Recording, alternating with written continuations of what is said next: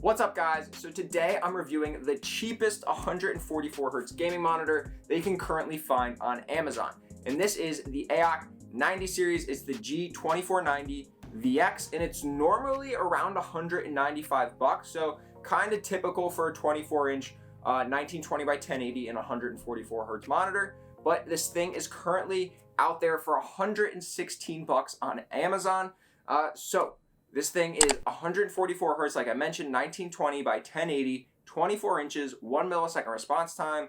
It has adaptive sync, so we'll see if it maybe matches up with G-Sync at all on our NVIDIA GTX 1660 Super. And it's also a VA panel, so it's kind of that in-between between an IPS and a TN. It's not going to have the amazing colors of an IPS, but it's definitely going to have wider viewing angles and better colors than a TN.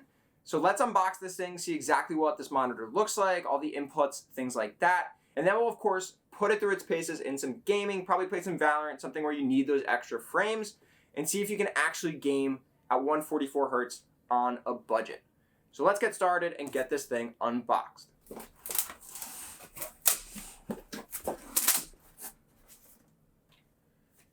Quick warranty.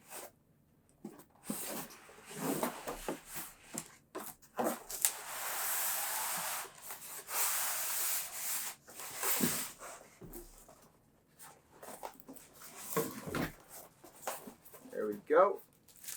So it actually comes with an HDMI. We of course get our stand and all of that. Power cable. The base for the stand, pretty cheap, plastic, but we'll of course get into that once we put this thing together and actually get it fully unboxed. Let's throw this off to the side. All right. So here we go. We have the actual panel. So what I'm going to do is just, of course, put the base on this thing before we get started.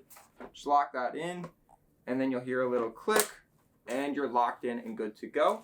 And then you just have, at the bottom, this plastic stand. So it is really cheap, really plasticky, but what can you really expect? 116 bucks. I mean, normally at 195, I would want something a little bit nicer, but for 116, can't really complain. Just peel that off. It locks in place and you don't really have to worry about it after that. And there we have it. So you do get some tilt to the monitor. Pretty good, not bad, not bad. You don't get any height adjustment with this thing, so not the best, but overall, you can't really expect too much more at this price point with a 144 Hz monitor. They're putting most of that sort of money into the panel itself and not really worrying about the stand. But if you get a VESA mount, then you don't really have to worry about the stand that much anyways. So in terms of just inputs, you of course have your power. And then besides that, all we have is one display port and one HDMI. And you get a mic jack as well. And to actually control the monitor, there is actually a nice little joystick on the back, which is my preference. It's the easiest way to control these things. So super nice there to have that included. The nice red accent at the bottom of the screen, pretty nice. Gives that little bit of gamer aesthetic. You know you're gaming on a 144 Hz panel. But overall, not too sort of extravagant in terms of the inputs, the look of it, the stand itself. It's not the best monitor, but for a budget of 115 bucks, getting 144 Hz and 1 millisecond response time, you can't really ask for much more, like I said. So let's actually put this thing through its paces, game on it, make sure that it actually feels good, the colors look good, and give you guys a taste of what you'd actually get with this monitor. And since I daily drive a Dell S2719 DGF, which is a 1440p, 144 Hz, 1 millisecond response time monitor. It is a TN panel versus the VA that we're getting with the AOC, so you don't have the best viewing angles, the colors aren't fantastic, but I really want to put this thing to the test against that. That thing's probably 3 times as expensive as this AOC monitor. So of course it's 1080, so you're not getting 1440p, but I still want to put it up against it just in terms of the 144 Hz, the colors, how it feels when gaming. So overall, I'll probably make some references between this and the Dell just to give you guys some comparison. And you can also find my review of the Dell S2719 DGF in the description below if you want to check that one out as well, if you're willing to spend a little bit more on your monitor versus going with more of a budget-friendly option in this thing. So hopefully you guys can follow along a little bit. So overall, this monitor out of the box, the colors aren't fantastic. My IPS is definitely a lot cleaner, but that was expected with a VA panel. But overall, you have a lot of control over this monitor. So first off, if you come into just the main menu, pushing on the back joystick, you get all of your luminance control, so brightness, contrast. It even has HDR mode, so I have HDR turned on, which was kind of unexpected at this price point. So you have a few different HDR modes as well. You have HDR picture, movie, and game. So if you want to sort of use the HDR capabilities, you can. But turning HDR on does limit some of the other capabilities of the monitor in terms of just controllability. So I'm going to shut HDR off. And you also have the ability to then control color. So you can do color temperature. So right now it's set to warm. You can do normal, cool. So cool is just going to give you more of a blue tone. Warm will be a little bit more red. You have sRGB mode, which sort of grays things out a little bit. But I'm just going to leave it on normal. And then you have DCB mode.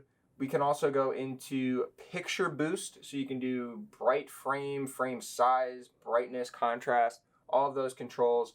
You have an on-screen display setup, game settings. So if we go into game mode, right now we're in FPS, so that brightens the screen up, really makes everything super saturated, really nice and bright. You have RTS mode, racing, then you have Gamer 1, Gamer 2, and Gamer 3. So Gamer 1 is more warm, a little bit more warm, really saturated as well. Gamer 2, a little less saturation, and then Gamer 3, a little bit less than that. And you have game color, adaptive sync, frame counter that we can turn on. So a lot of controllability with this monitor. So I'm actually going to turn that frame counter on and see exactly what that looks like on the screen. Put it at right up, and we'll see what that looks like in game. So before we jump into a game, I just want to go into our NVIDIA control panel and make sure we're getting everything that we're expecting in terms of 144 Hertz, the right resolution, and all of that. So if we come in here, I'm going to go into change resolution.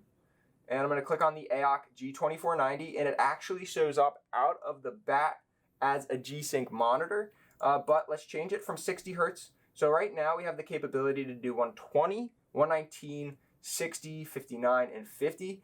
So for some reason, I'm only able to actually change the screen refresh rate to 120 Hertz in NVIDIA G-Sync and NVIDIA control panel. But if we head over to Windows settings, so what I'm going to do is show you guys the process. So if you go into just Windows settings, you go to System, then you're going to go to Display, so what it normally defaults to. Head down to Advanced Display Settings, go to the particular monitor, so the G2490, and then at the bottom of this screen, you get refresh rate, and here you can update to 144 Hertz. So I'm going to hit Keep Changes, and now you can see at the top right of the screen, we have 144 Hertz. If I go to NVIDIA G-Sync, we have 144 Hertz now there as well. So rather than the options of 60 Hertz, 119, and 120, we now get 75 Hertz, 100 Hertz, and 144.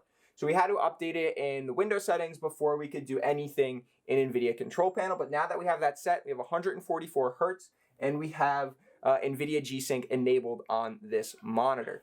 And overall, it is really smooth, but there is some smearing. Although it's 1 millisecond response time, there is some smearing, I will say that, but overall pretty good. A little bit of flickering, but not too bad, especially at this price point. It's really nice to see this monitor in this particular game because of how it's just able to utilize the 144 Hertz.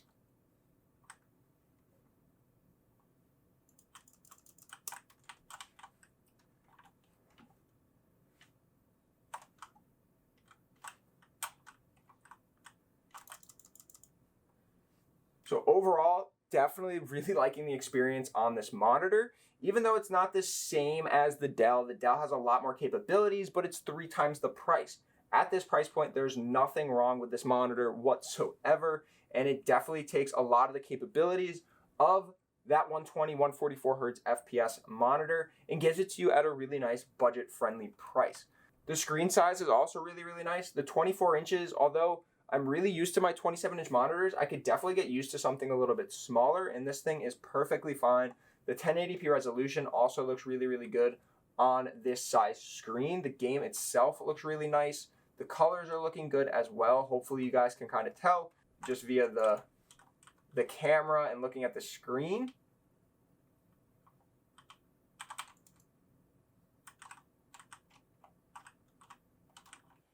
So overall, there's very little monitors out there that can compete with this AOC at the $115 price point. So we're getting 144 hertz, 1920 by 1080, 1 millisecond response time, and G-Sync.